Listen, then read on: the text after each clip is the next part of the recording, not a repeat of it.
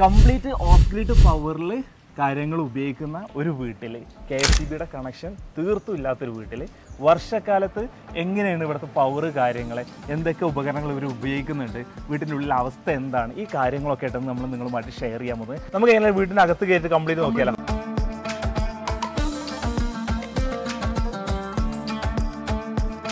നമുക്കറിയാം wash machine ആണെങ്കിലും fridge ആണെങ്കിലും ഇൻഡക്ഷൻ കുക്കർ ആണെങ്കിലും ഒക്കെ അടുക്കളയിലായിരിക്കുമല്ലോ ഉണ്ടായിരിക്കുക. അപ്പോൾ അടുക്കളയിലെ യൂസേജ് എങ്ങനെ വരുന്നുള്ളത് എന്ന് നോക്കണം.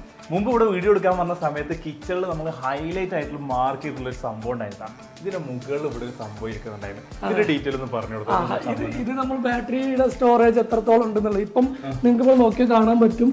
97%, 98% ബാറ്ററി ആയിട്ട് കാണാൻ പറ്റുന്നുണ്ട്. ഓക്കെ, അതെന്താന്ന് വെച്ചിട്ടുണ്ടെങ്കിൽ ഇപ്പം ഓൾമോസ്റ്റ് ബാറ്ററി ഫുള്ളാണ്.